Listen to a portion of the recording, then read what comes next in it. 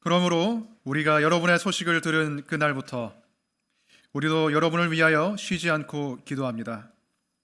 우리는 하나님께서 여러분에게 모든 신령한 지혜와 총명으로 하나님의 뜻을 아는 지식을 채워주시기를 빕니다. 여러분이 주님께 합당하게 살아감으로써 모든 일에서 그분을 기쁘게 해드리고 모든 선한 일에서 열매를 맺고 하나님을 점점 더 알고 하나님의 영광의 권능에서 오는 모든 능력으로 강하게 되어서 기쁨으로 끝까지 참고 견디기를 바랍니다. 그리하여 성도들이 받을 상속의 몫을 차지할 자격을 여러분에게 주신 아버지께 여러분이 빛 속에서 감사를 드리게 되기를 우리는 바랍니다. 아멘. 잘 앉으시기 바랍니다. 기도하겠습니다. 하나님 감사합니다. 오늘 이 골로새서 말씀을 저희들이 온전히 믿고 또 잘 깨닫고 또 따를 수 있도록 저희들에게도 신령한 지혜와 총명을 주시기 원합니다. 이 말씀을 통해서 우리 하나님 뜻을 분별하고 또 선한 열매를 맺고 주님을 기쁘시게 하는 삶을 살아갈 수 있도록 도와주시옵소서. 예수님 이름으로 기도합니다. 아멘. 네, 지난달부터 우리가 골로새서 말씀을 살펴보고 있습니다. 골로새서는 바울이 이제 골로새 교회에 보낸 편지이고, 그리고 골로새 교회는 사도 바울이 직접 세운 교회는 아닙니다. 그렇기 때문에 아직 사도 바울은 골로새 교인들을 잘 모르는 상황입니다. 하지만 이제 사도 바울이 열심히 3년간 에베소에서 사역을 하였고 그에게 가르침을 받은 에바브라라는 사람이 골로새 교회를 세웠고요. 에바브라라는 이 사역자가 사도 바울에게 골로새 교회의 사정을 알려주었습니다. 이 교회가 복음 안에서 믿음과 소망과 사랑이 정말 자라고 있고, 한편으로는 잘 자라고 있지만 한편으로는 이단적인 가르침의 위협도 받고 있습니다. 이런 소식을 전했습니다. 근데 그 소식을 들었을 때 사도 바울은 마음대로 움직일 수 있는 상황이 아니었어요. 사도 바울은 로마의 감옥에 갇혀 있었습니다. 더 정확히 말하면 이제 가택연금 상태에 있어서 일정 범위 밖으로 벗어날 수가 없는 그런 상황이었죠. 그 가운데서 사도 바울이 골로새 교회를 돌보기 위해서 편지를 썼고요. 그리고 이 편지의 내용 가운데 오늘 본문은 골로새 교회를 향한 사도 바울의 기도의 내용입니다. 그래서 이 기도의 내용을 통해서 세 가지를 중심적으로 살펴보도록 하겠습니다. 첫 번째는 기도로 하나님의 일에 동참하라. 두 번째는 하나님을 더 알도록 기도하라. 세 번째는 기쁨으로 견디도록 기도하라입니다.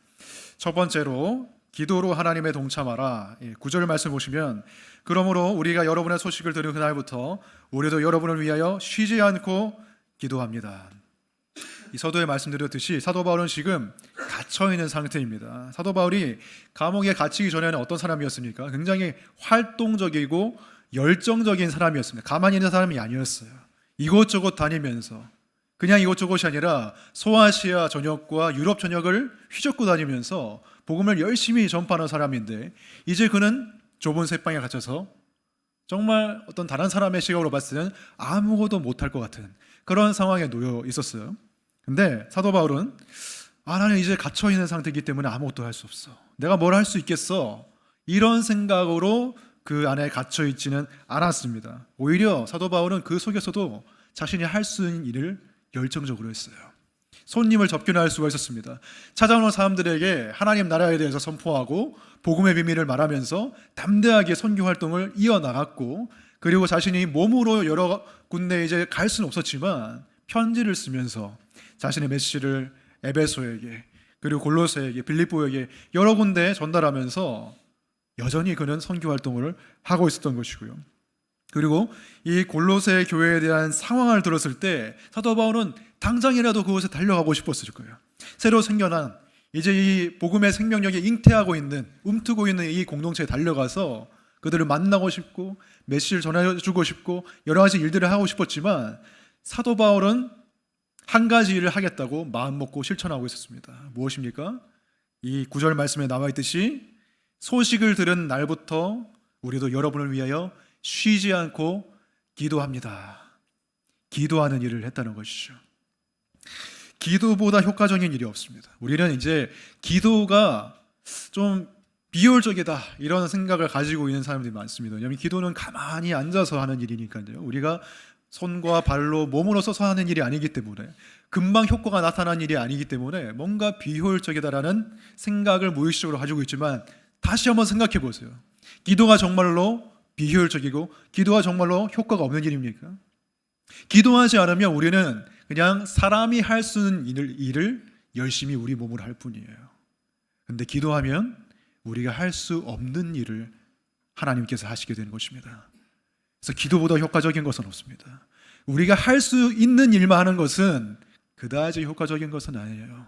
물론 효과를 낳습니다. 하지만 우리가 할 수 없는 일들이 있죠. 대표적으로 무엇입니까?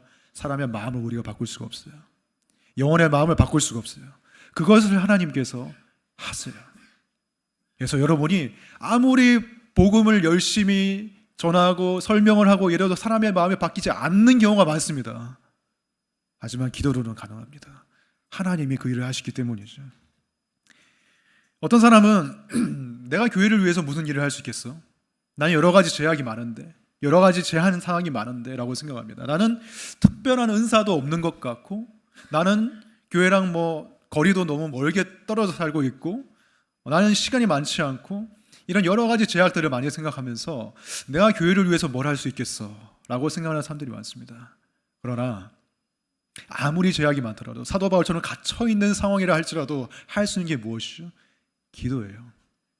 기도만큼 중요하고 또 여러분이 가장 손쉽게 할 수 있는 일은 없습니다.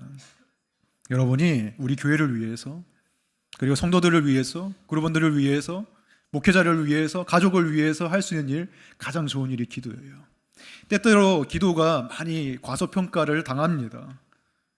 그래서 사람들이 기도를 내가 하는 일이 나에게는 가장 소중한 일이 될 수 있고 좋은 일이 될 수 있다는 것을 잊어버리고 살아가는 경우가 많아요. 이제 케어 그룹을 이끌어가는 리더가 있고 또 부리더가 있잖아요. 그 중에서 이 부리더의 경우에는 자신의 일이 무엇인지 모르겠다라고 이렇게 좀 하소연하시는 분들도 가끔씩 있습니다. 목사님, 부리더는 뭐 해야 돼요? 이런 경우에는 가끔씩 보면은 리더가 너무 열정적으로 일을 해서 부리더가 할 일이 없는 경우, 그런 경우가 있더라고요. 리더가 모든 것을 다 아는 경우. 근데 이제 그런 경우에는 역할 분담을 해야 됩니다.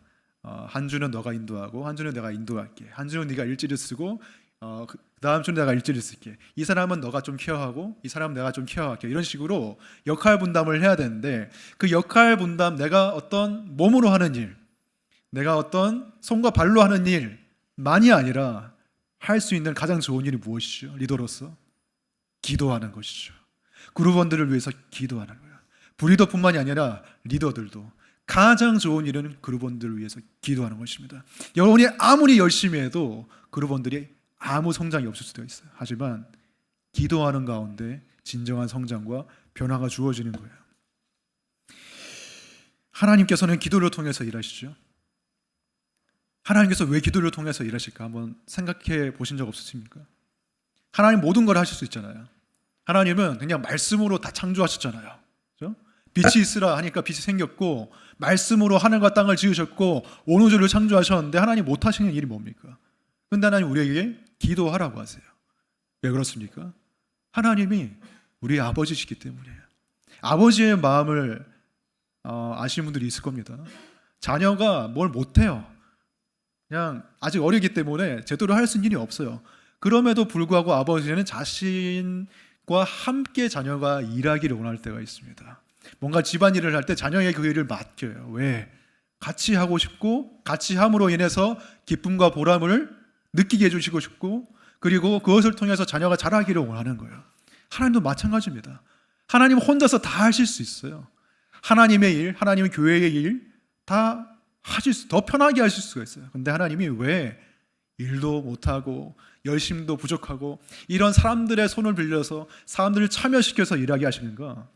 하나님의 마음을 같이 나누기 위해서, 특별히 기도를 통해서 하나님의 마음을 같이 품게 하기 위해서, 그것을 통해서 하나님의 뜻이 그 사람의 삶 가운데 이루어지게 하기 위해서 기도로 동참하게 하시는 거예요. 에스겔 말씀을 보시면 36장에 하나님께서 이스라엘 백성을 회복시켜 주시겠다고 말씀하세요. 내가 이스라엘 백성을 양떼처럼 많아지게 하겠다. 너희들의 수요를 많아지게 하겠고 회복시켜 줄 것이다. 너희들의 나라가 다시 부흥하게 될 것이다. 이렇게 말씀하시는데, 그럼에도 불구하고 내가 그 일을 하겠지만 그럼에도 불구하고 너희는 내게 구해야 된다고 말씀하시죠. 에스겔 36장 37절 보시면 주 여호와께서 이같이 말씀하셨느니라. 그래도 이스라엘 족속이 이같이 자기들에게 이루어 주기를 내게 구하여야 할지라. 하나님께서 다 작정하신 대로 하나님이 다 알아서 하시는데 내가 왜 기도해야 되죠? 여러분의 기도를 통해서 일하기로 하나님이 작정하셨기 때문입니다. 하나님의 일을 이루는 방법으로 하나님이 작정하신 그 방법이 여러분의 기도라는 거예요. 하나님은 그렇게 일하시기로 정하셨어요. 기도를 통해서 여러분이 하나님의 일에 동참하시는 거예요. 여러분이 꼭 손과 발로 몸으로 뛰지 않아도 기도를 통해서 하나님의 일을 함께 이루어갈 수가 있는 것입니다. 기도하지 않고 몸으로 손과 발로 열심히 뛰는 거 때로는 위험할 수가 있어요. 물론 결과를 낳긴 합니다.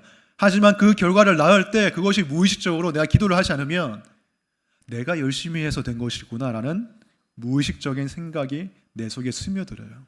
근데 기도를 하는 사람은 그렇지 않습니다. 나는 약하지만 나의 보잘것없는 능력을 통해서 하나님이 일하셨구나.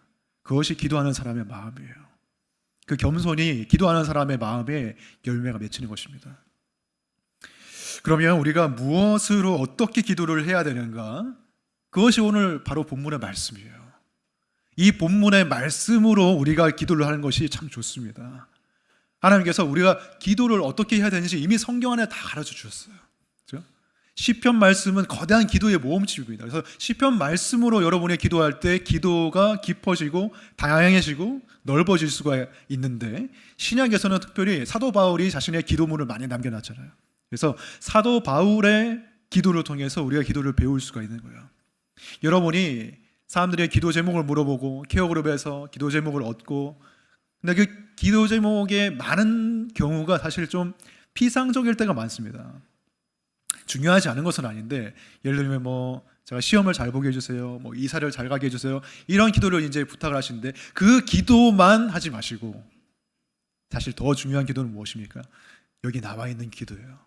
사도 바울이 골로새 교회의 여러 가지 어떤 필요, 물질적이거나 어떤 사소한 필요를 모르지 않았을 거예요. 하지만 사도 바울이 봤을 때 가장 중요한 기도는 무엇이냐? 이들에게 하나님 지혜와 총명을 주셔서 하나님의 뜻을 더 알게 해주시고, 이들이 하나님을 기쁘게 해주시고, 그리고 이들이 선한 열매를 맺게 해주시고, 하나님을 점점 더 알게 해주시고, 하나님의 능력으로 강하게 될 수 있게 해주시고, 이들이 기쁨으로 끝까지 견디게 해주십시오. 이 기도의 내용이 가장 이들에게 필요한 것을 사도 바울이 알았다는 거예요. 저도 설교 준비하면서 이 말씀으로 성도님들을 위해서, 가족을 위해서, 또 저 자신을 위해서 기도를 했는데 참 좋더라고요. 하나님, 사랑하는 누구누구에게 하나님의 지혜와 총명을 주십시오. 사랑하는 누구누구에게 하나님 은혜 가운데서, 영광 가운데서 강하게 해주십시오. 이 기도가 가장 필요한 기도입니다. 그러면 이 기도의 내용을 좀 더 자세히 살펴보도록 하겠습니다. 두 번째입니다. 하나님을 더 알도록 기도해라. 사도 바울이 골로새 교인들을 위해서 기도했을 때 가장 우선적으로 기도한 것은 바로 하나님을 더 알아가는 것이었습니다. 9절 말씀 중간부터 보시면, 우리는 하나님께서 여러분에게 모든 신령한 지혜와 총명으로 하나님의 뜻을 아는 지식을 채워주시기를 바랍니다. 사도 바울은 하나님께서 골로새 교인들에게 지혜와 총명을 주셔서 하나님의 뜻을 아는 지식을 채워달라고 기도를 했습니다. 근데 우리가 이 신령한 지혜, 신령한 총명, 이 말을 들을 때 처음에 느껴지는 이 어감, 어투는 약간 뭔가 이 산신령도 생각이 나고 약간 미신적인 게 생각이 많이 난다는 거죠. 이 어감 때문에 뭔가 이제 신통방통하게 하나님이 주실 어떤 미래의 일들을 척척 알아맞추는 그러한 것이 어떤 신령한 지혜와 총명이 아니냐. 예를 들면은 어떤 신령한 예언의 은사가 있는 신령한 목사님, 용한 목사님이 있어서 그를 찾아가서 목사님, 제가 한국에 있어야 되겠습니까? 아니면 내년에 미국에 가야 되겠습니까? 이렇게 딱 물어봤을 때 목사님이 막 기도를 하시더니 미국 국기가 보인다 하면서 막 이런 식으로 너는 미국에 가야 돼, 이런 식으로 하는 게 신령한 지혜와 총명이 아니라는 것이죠. 그죠? 내 마음속에, 어떤 사람의 마음속에 불현듯이 떠오르는, 무작위로 떠오르는 어떤 이미지나 어떤 말이나 그러한 것이 하나님 뜻인지 아닌지 우리가 어떻게 알 수가 있어요? 그 객관성을, 그 진리성을 어떻게 우리가 담보할 수가 있어요? 증거가 없죠. 그거를 믿을 만한 증거가 없는 거예요. 특히 성경에서는 인간의 마음에 대해서 뭐라고 말하고 있습니까? 예레미야 17장 9절에서 만물보다 더 거짓되고 아주 썩은 것은 사람의 마음이니 누가 그 속을 알 수 있습니까? 만물보다 더 거짓되고 아주 썩은 것이 사람의 마음인데, 이 썩고 거짓된 마음 속에서 떠오르는 여러 가지 생각, 물론 하나님 주시는 생각이 떠오를 수가 있습니다. 왜냐하면 성령께서 계시기 때문에 우리가 성령님을 제대로 의지하면은 진짜 신령한 지혜와 총명을 가질 수 있는데, 그것이 아니라 그냥 너무 미신적으로, 그냥 신비적으로만 그것을 구할 때에 떠오르는 많은 이미지와 생각들이 하나님 주신 거라고 우리가 믿을 만한 증거가 없다는 것이에요. 제가 예전에 신학교 다닐 때 채플실에서 이제 강당에서 기도를 하고 있었는데, 어떤 분이 저한테 찾아왔습니다. 찾아와가지고 전도사님, 제가 전도사님을 위해서 예언을 해드리겠습니다. 이랬습니다. 그런 적은 처음이었어요. 예언하는 사람도 처음 봤고, 저를 위해서 기꺼이 예언을 이렇게 해준다고 찾아오는 사람도 처음 봤거든요. 그래서 한번 해보세요 이랬는데, 그분이 어떤 예언을 해주셨냐면, 전도사님은 앞으로 미래에 아주 위대한 찬양 사역자가 되어서 전국을 누비면서 하나님의 영광을 더 높이게 될 것입니다. 이렇게 예언을 해주시더라고요.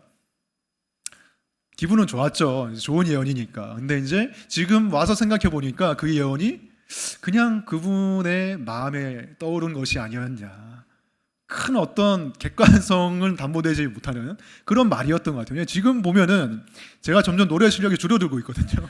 제가 점점 음악성이 딸리고 있거든요. 그래서 앞으로 그렇게 획기적으로 제가 막 실력이 높아져가지고 찬양 사역자로 활동할 가능성이 굉장히 낮습니다. 제가 봤을 때는. 그래서 그분의 어떤 의도, 어떤 마음 너무 감사하지만은 그것이 하나님의 뜻이 저는 아닌 것 같아요. 그냥 그분의 마음속에 생각난 것 같아요. 우리는 객관적으로, 그리고 상황에 따라서, 어떤 조건에 따라서 변하지 않는 그것을 우리가 진리라고 부르죠. 내 마음이나 내 상황에 따라서 막 변덕스럽게 변하는 것이 진리가 아닙니다. 우리가 신뢰할 수 있는 유일한 객관적인 변함없는 진리가 무엇입니까? 하나님 말씀이에요. 기록되어서 변할 수가 없는 하나님의 말씀. 진정한 지혜와 총명이 무엇입니까? 하나님의 말씀을 제대로 이해하는 거예요. 세상적인 신령한 지혜와 총명이 아니라 세상적인 지혜와 총명을 우리가 이미 가지고 있는 분들도 많을 거예요. IQ가 높다든지 문해력이 높다든지 여러 가지 좋은 능력이 있지만, 아무리 그래도, 아무리 성경을 세상적인 지혜와 지식으로 파악하고 공부하고 연구했다 할지라도, 그걸로 박사학위를 받았다 할지라도 신령한 지혜와 총명이 없으면 성경을 믿을 수가 없고요, 성경을 올바로 깨달을 수가 없고요, 그리고 성경대로 살아갈 수가 없습니다. 그래서 진정한 신령한 지혜와 총명이 무엇이냐? 신령하다는 뜻은 성령께서 주시는 이라는 뜻이에요. 성령께서 주시는 지혜와 총명이 무엇이냐? 여러분이 하나님 말씀을 온전히 신뢰하고 거기에 여러분의 삶을 맡길 수 있는 능력, 그것이 진짜 신령한 지혜와 총명인 거예요. 근데 교회를 다니는 많은 사람들, 교회를 다니는데도, 하나님을 믿는다고 말하는데도 성경 말씀을 진짜 하나님의 말씀이라고 신뢰하고 살아가는 사람들은 많지 않은 것 같아요. 왜냐하면 정말 이 성경이 하나님 말씀이다, 천지를 창조하신 하나님, 천군 천사의 경배를 받으시는 그 거룩하고 어미하시고 위대하신 그 하나님이 나를 위해서 써주신 책이다라는 것을 정말 믿으면 열심히 봐야겠죠. 근데 그런 사람이 별로 없다는 거예요. 몇 년 전에 굉장히 인기를 끌었던 예능 프로그램이 있습니다. 골목 식당이라는 프로그램인데 많이도 보셨을 거예요.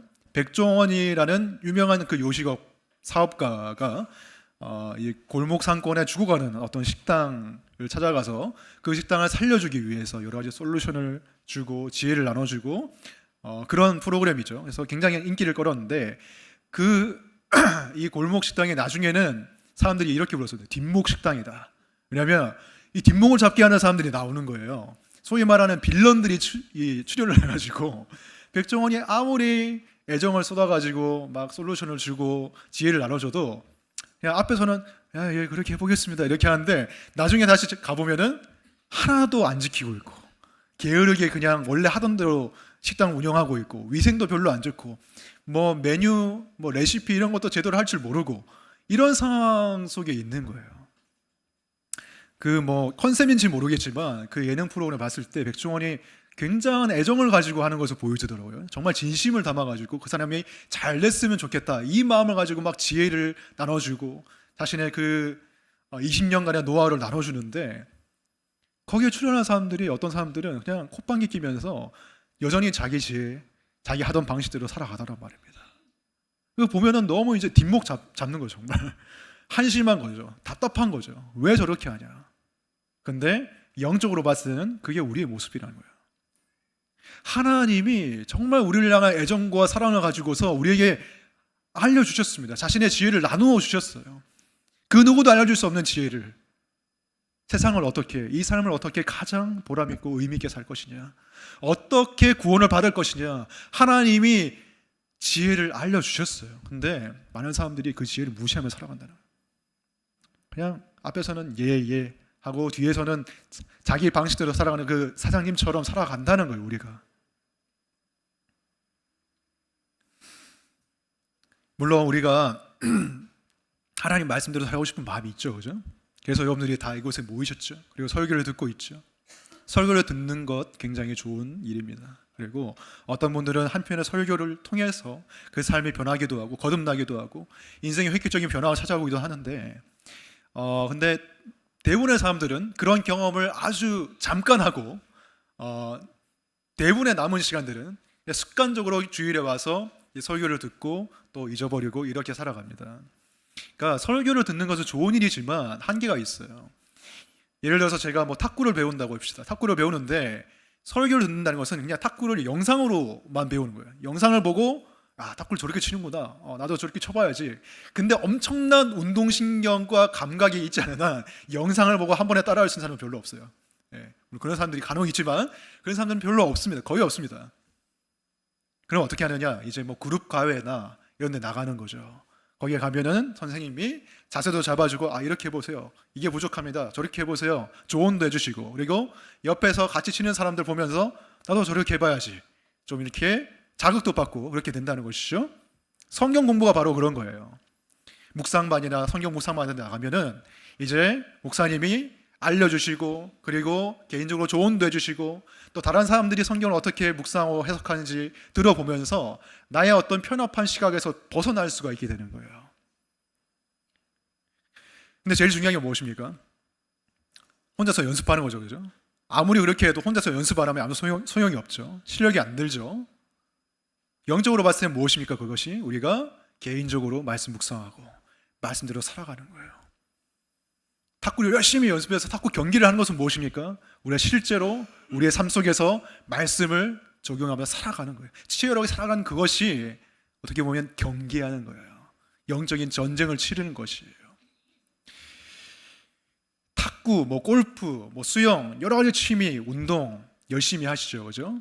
그래서 제가 그것에 빗대어서 또 성경 공부를 하는 것을 말씀드렸는데 사실 말씀을 배우고 익히고 말씀대로 살아가고 이것은 취미가 아니죠, 그죠? 탁구나 골프나 수영이나 여러 가지 취미도 좋은 것이지만 성경 말씀을 배우는 건 그냥 취미가 아니에요.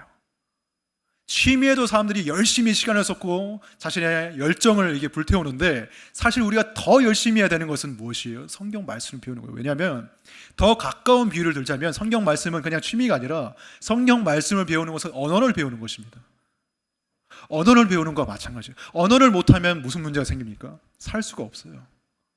그 나라와 그 문화권에 속한 언어를 배우지 못하고 언어를 말하지 못하고 그 언어로 사고하지 못하고 생활하지 못하면 살아갈 수가 없어요. 마찬가지로 우리는 영적으로 왔을 때 하나님 나라의 백성이 되었고 그것으로 우리가 어떻게 보면 이주되었고 하나님 나라의 문화와 하나님 나라의 영향력 안에서 우리가 살아가는 것이기 때문에 우리는 그 언어를 배워야 되는 거예요. 그것이 바로 하나님 말씀입니다. 이 언어를 배우지 못하면 우리는 제대로 신앙생활을 할 수가 없는 거예요. 이건 취미보다 훨씬 더 중요한 것입니다. 그래서 그 일에 우리가 더 힘써야 되는 거예요. 그것을 위해서 사도 바울이 기도하고 있는 것이에요.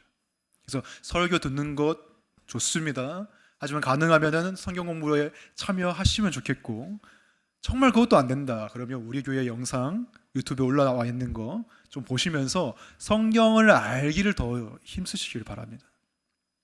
근데 오늘 말씀에서 10절을 보시면은 단지 이것이 지식적인 측면에서 하나님을 아는 것이 전부가 아니라는 것을 알 수가 있어요. 10절을 보시면 여러분이 주님께 합당하게 살아감으로써 모든 일에서 그분을 기쁘시게 드리고 모든 선한 일에서 열매를 맺고 하나님을 점점 더 알고, 주님께 합당하게 살아가도록 기도하는데, 주님께 합당하게 살아간다는 것은 여러분이 익힌 지식, 그 지식에 합당하게 살아가는 것과 마찬가지입니다.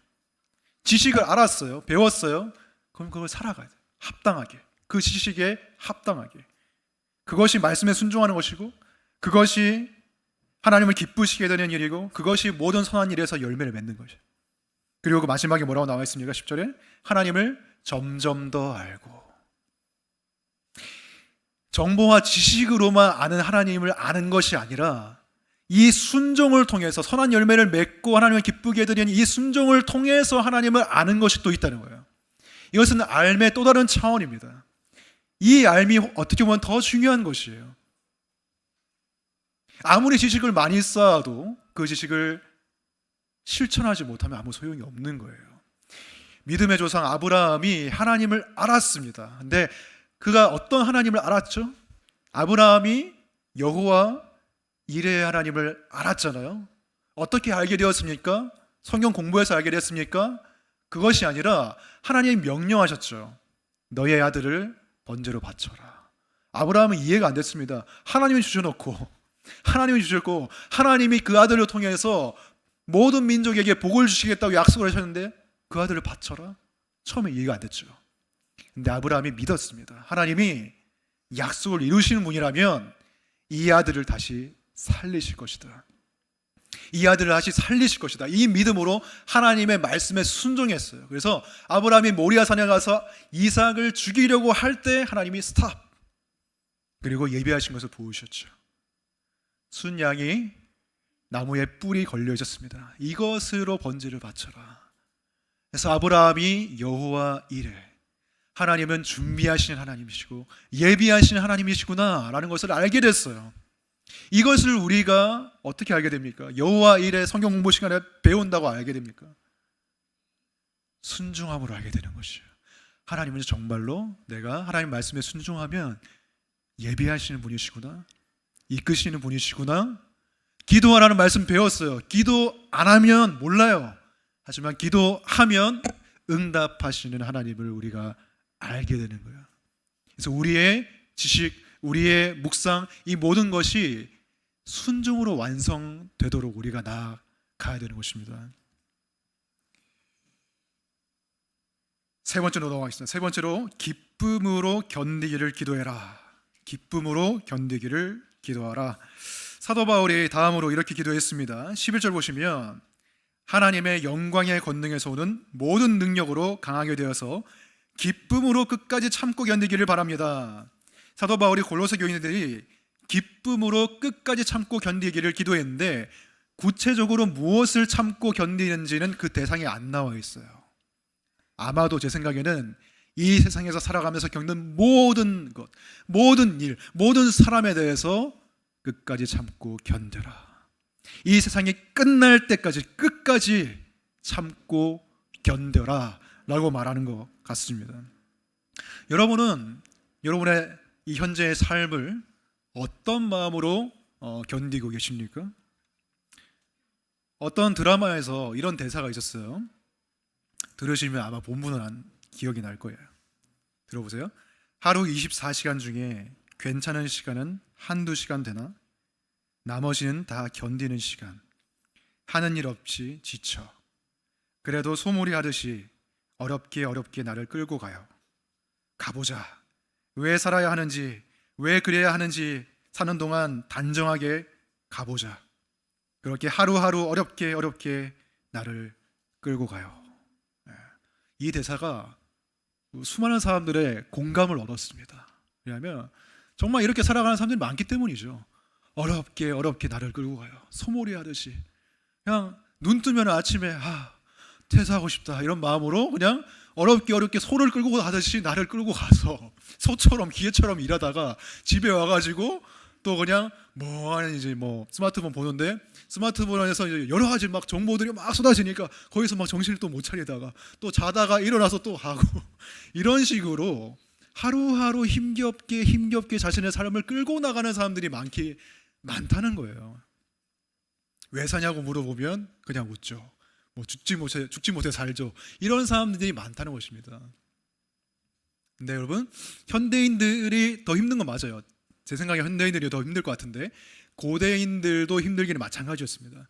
골로새 사람들도 굉장히 힘들었을 거예요. 왜냐하면 골로새 사람들이 잘 나가는 사람들이 아니었을 것입니다. 왜냐하면 사도 바울의 이 선교의 결과로 로마 제국 가운데 여러 교회들이 생겼고 그 교회의 대부분의 사람들은 하층민들이었습니다. 노예들이었습니다. 신학자들이 신약 성경을 이제 분석을 하면서 신약 성경에 쓰인 헬라어가 어떤 헬라어냐? 고급 헬라어가 아니래요.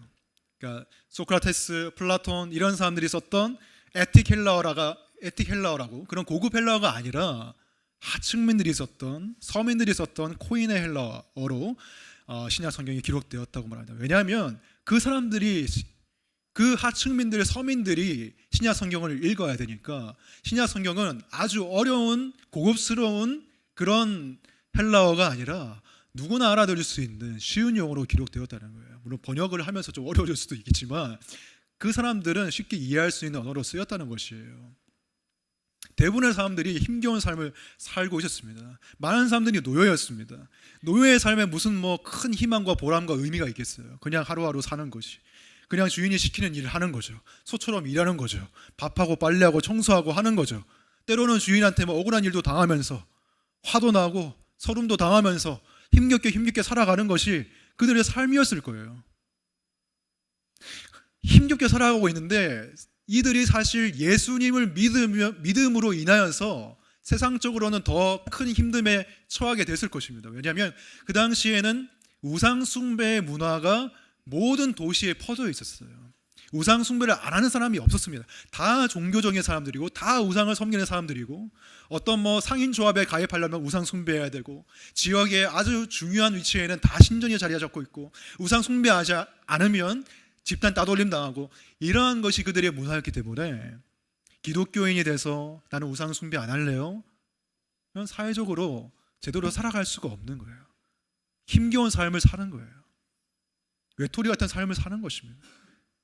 다만 그들이 교회에 모여서 믿는 사람들끼리 서로 위로하고 격려하는 것이죠. 그 가운데서 사도 바울이 말하고 있는 것입니다. 끝까지 이 힘겨운 삶을 견뎌내라. 참아라. 인내해라. 근데 그냥 힘겹게가 아니라 뭐라고 말하고 있습니까? 기쁨으로 견뎌라. 근데 이 기쁨으로 참고 견디기 위해서 무엇이 필요한가? 11절 말씀해 보시면 하나님의 영광의 권능에서 오는 능력으로, 하나님의 영광의 권능에서 오는 능력으로 강하게 되라 라고 말하고 있습니다. 내 힘으로, 내 발버둥침으로, 내 노력으로 세상에 기대서 세상의 강함을 의지해서 강하게 되라는 것이 아니라 세상에 기대어서 기쁘게 그렇게 살아가라는 것이 아니라 그것은 한순간이기 때문에 그리고 진정한 능력을 주지 못하기 때문에 하나님으로부터 오는 그 영광으로부터 오는 권능과 능력으로 강해져라 라고 말하고 있습니다. 그리고 이것이 우리에게도 필요한 거예요. 하나님으로 강해져라. 하나님의 영광의 권능과 능력으로 강해지는 우리가 됐으면 좋겠습니다. 그것이 우리의 진짜 능력인 거예요.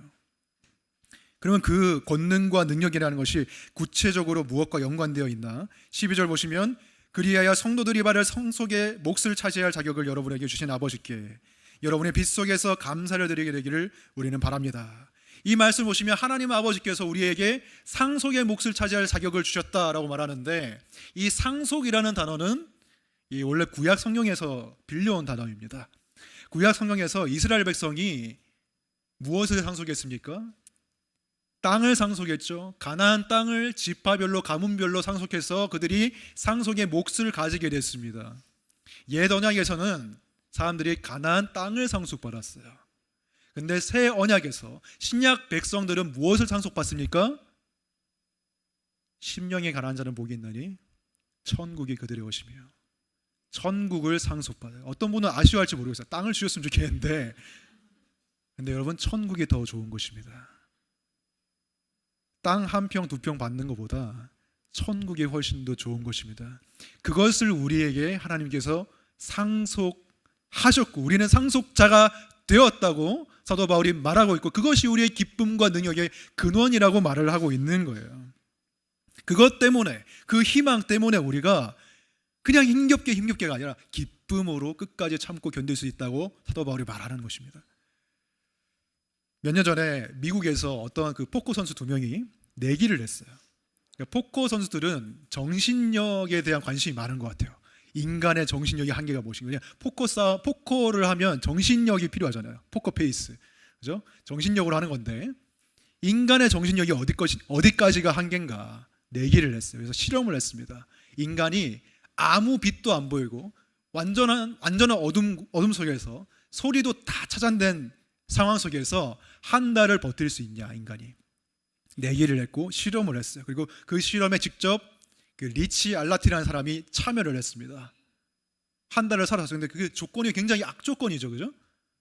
뭐 아무것도 안 보여. 진짜 빛이 완전히 차단되고, 그리고 소리도 하나도 안 들리고, 음식을 주긴 주는데 음식도 규칙적으로 주는 게 아니라 불규칙적으로 배달이 돼가지고 시간이 지금 몇인지를 모르게 했습니다. 그러니까 내가 얼만큼 시간이 흘러가는지 알면 좀 희망을 가질 수가 있는데 시간도 모르는 거예요. 그 속에서 또 카메라도 돌아오면 적외선 카메라로 이 사람이 부정행위를 안 하는지 막 감시를 하는 거예요. 그 상황 속에서 여러분이 얼마나 버틸 수가 있겠어요? 지금은 그냥 스마트폰만 없어도 하루 이틀 보내기 힘들잖아요. 아마도 많은 사람들이 일주일을 못 버틸 것 같습니다. 저도 그렇고요. 근데 이 리치 알라티라는 사람이 한 달을 거뜬히 버텼습니다. 너무나 건강하게, 전혀 우울해하지 않고 외로워하지 않고 아주 그냥 알차게 시간을 보냈어요. 어떻게 그게 가능했냐? 왜냐하면 내기의 상금이 1억 원이었기 때문입니다. 1억 원을 준다고 하니까 버틴 거예요. 그냥 그 희망을 가지고 시간이 얼마큼 흐르는지 모르지만 그냥 자기 할 일 하면서 음식 먹고 운동하고 요가하고 명상하고 막 이렇게 하면서 한 달을 버틴 거예요.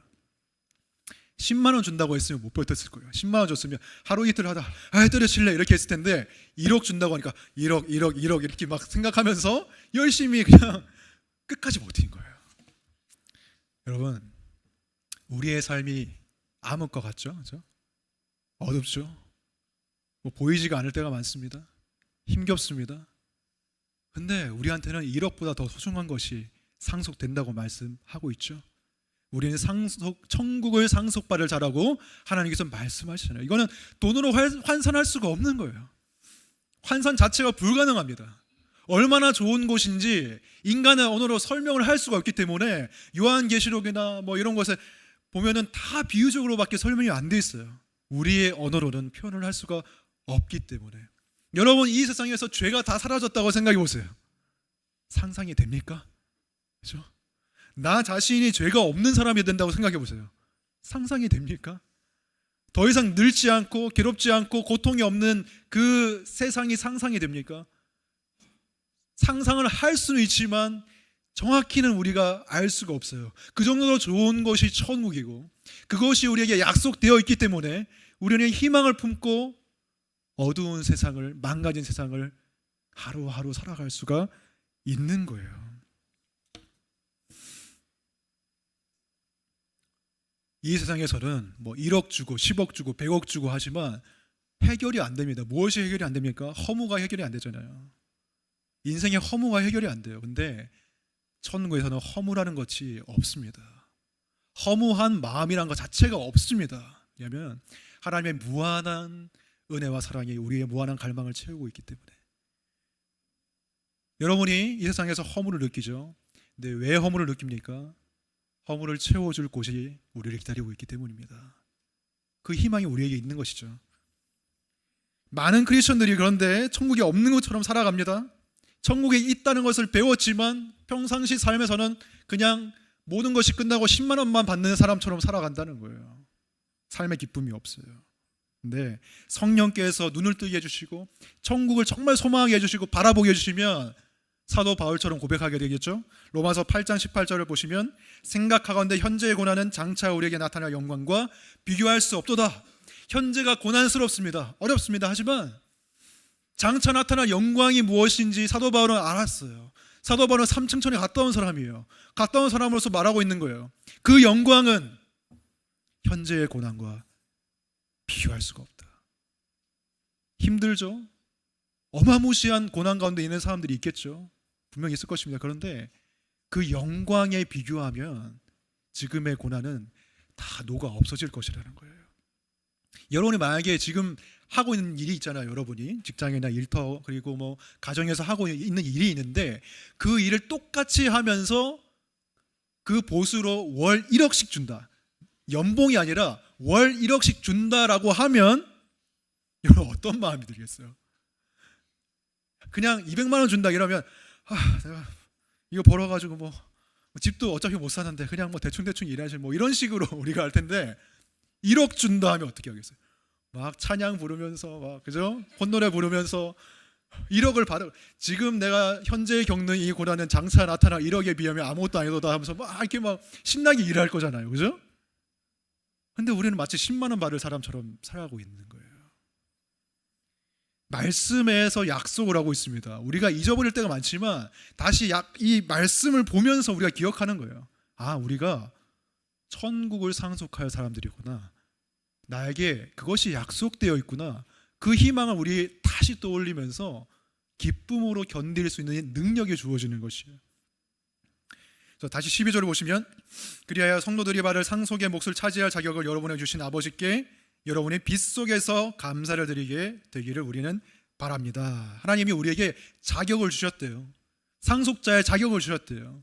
근데 여러분이 우리 자신을 봤을 때 여러분 자신을 봤을 때 야, 내가 진짜 천국 갈만하지? 뭐 이렇게 생각하시는 분이 있습니까? 자신에 대해서 객관적인 평가를 내리면 우리가 이래가지고 천국 가겠나 이 생각 들잖아요. 그죠? 솔직히 내가 오늘도 죄지었고 어제도 죄지었는데 오늘도 하나님을 실망시켜 드린 것 같은데 내가 이래가지고 천국 가겠나 이런 생각이 든단 말이죠. 나 자신만 봤을 때는 나는 천국을 상속받을 게 아니라 나는 지옥을 상속받을 것 같은 지옥의 상속자가 아닌가? 이런 생각이 드는데 여러분 하나님께서 우리에게 상속자의 자격을 주셨다고 말합니다. 그 이유가 무엇입니까? 그 증거가 무엇입니까? 바로 십자가죠. 십자가에서 우리가 감히 상상할 수 없는 일이 일어났습니다.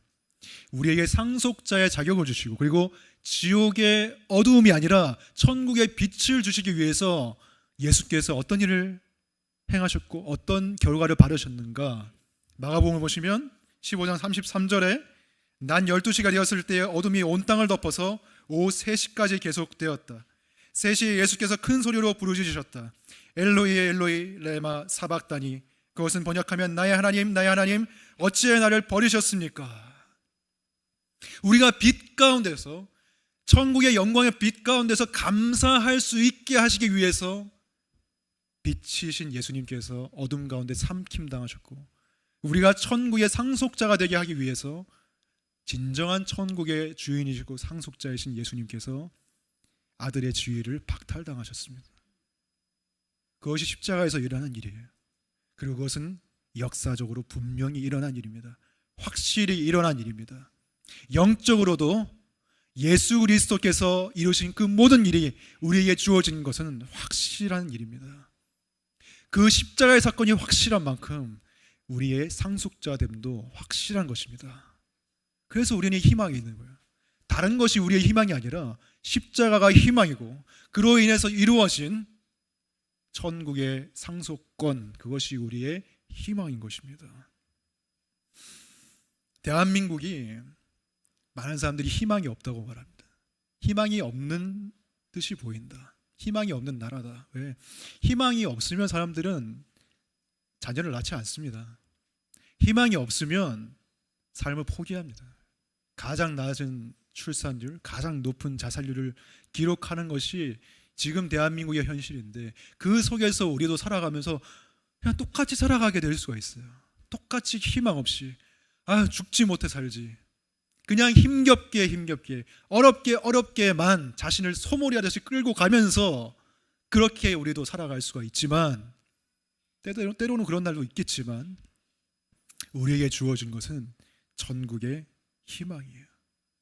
천국을 바라볼 때 성령께서 진정한 지혜와 총명을 우리에게 주셔서 이 천국에 대한 말씀을 우리가 진정으로 믿게 해주시면 우리는 기쁨으로 넉넉하게 이 삶을 이기면서 우리가 살아갈 수 있을 줄 믿습니다. 천국을 바라보는 것은 그냥 순진한 이상주의자로 사람을 만드는 것이 아니에요. 천국만 바라보면서 이 땅을 다 놓치게 만드는 것이 아니라 오히려 천국을 바라보기 때문에 이 삶을 더욱더 기쁘고 능력 있게 강하게 살아갈 수가 있는 거예요. C.S. 루이스가 말했죠. 천국을 바라보면 이 세상은 덤으로 얻을 것이지만 이 세상만 바라보면 둘 다 잃게 될 것이다. 현실만 바라보면 현실의 노예가 될 수밖에 없어요. 하지만 천국을 바라보면 천국의 능력으로 현실 가운데 천국을 살아가게 됩니다. 그래서 그 삶을 우리가 살아갔으면 좋겠습니다. 그 삶을 살아가기 위해서 바울의 기도를 하시기 바랍니다. 사도 바울의 기도가 우리의 기도가 되기를 축원합니다. 기도하겠습니다. 하나님 감사합니다. 하나님께서 우리를 향한 지극한 사랑을 베푸셨습니다. 지극한 사랑으로 우리를 구원하셨고 은혜를 베푸셔서 천국의 상속자가 되게 하셨습니다. 그러나 우리의 삶의 현실이 너무나 버겁고 어려울 때가 많습니다. 그 가운데 우리가 파묻혀 지내면서 기쁨으로 견디는 것이 아니라 그저 힘겹게 마치 아무런 천국의 소망이 없는 듯이 저희들이 살아갈 때가 많았음을 고백합니다. 그러나 주님, 십자가를 바라보면 예수 그리스도께서 우리 대신에 우리의 죄를 다 지시고 지옥의 어둠을 경험하셨고 하나님께 버림받으셨습니다. 그리고 부활하셨습니다. 하나님, 우리가 그것을 볼 때에 우리 안에 희망이 있음을 느낍니다.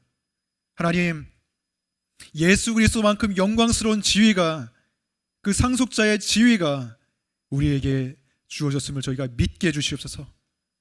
우리에게 세상이 줄 수 없는 진정한 영광과 능력이 하나님께서 우리에게 베풀어 주시기를 기다리고 계신다는 것을 우리가 믿고 기도함으로 그것을 얻어낼 수 있게 해주시고 그 힘과 능력으로 하루하루를 살아내는 저희를 모두가 되게 도와주시옵소서.